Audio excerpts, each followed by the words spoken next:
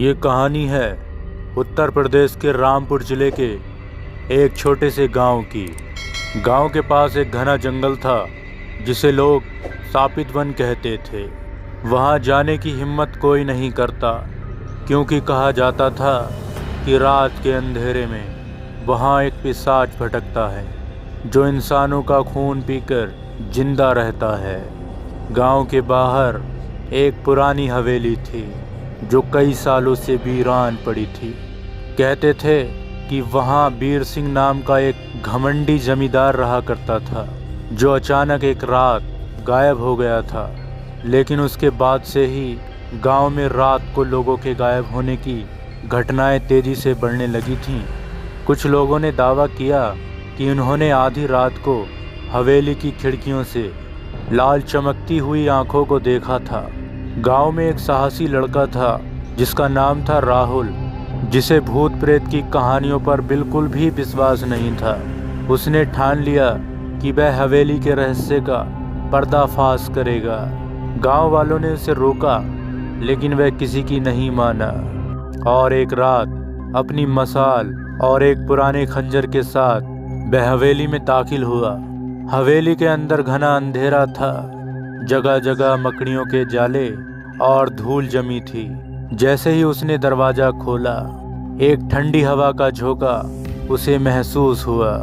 अचानक उसे महसूस हुआ कि कोई उसे देख रहा है, लेकिन उसने पीछे मुड़कर देखा तो वहाँ कोई नहीं था। तभी अचानक एक अजीब सी आवाज गूंजी, तुम यहाँ क्या कर रहे हो और क्यों आए हो? राहुल ने डरते डरते पीछे मुड़कर देखा।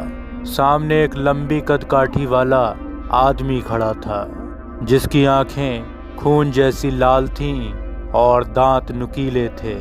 राहुल को तुरंत समझ आ गया कि यह वही पिशाच है जिसके बारे में गांव वाले कहते थे। वह पीछे हटने लगा, लेकिन तभी पिशाच हवा में उड़ने लगा और उसके बहुत करीब आने लगा।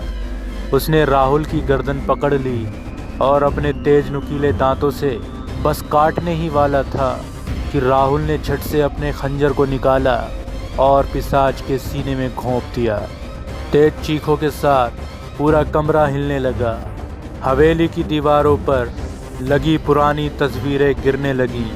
पिशाच तड़पने लगा और देखते ही देखते जलकर राख बन गया। हवेली की छत फटने लगी और राहुल जान बचाकर वहां से भागने लगा। अगले दिन गांव वालों को जब यह पता चला कि पिशाच मर चुका है, तो उन्होंने हवेली को जला दिया ताकि उस पर कोई अभिशाप ना रहे। लेकिन कुछ लोगों का कहना था कि अब भी रात के समय डरावनी और खौफनाक आवाजें आती थीं। शायद वीर सिंह की आत्मा अब भी वहीं कहीं भटक रही थी, अपने नए शिकार की तलाश। दोस्तों, आज के इस एपिसोड में बस इतना ही। मिलते हैं रात 10 बजे एक नई खौफनाक कहानी के साथ। तब तक के लिए इस चैनल को सब्सक्राइब कर लीजिएगा।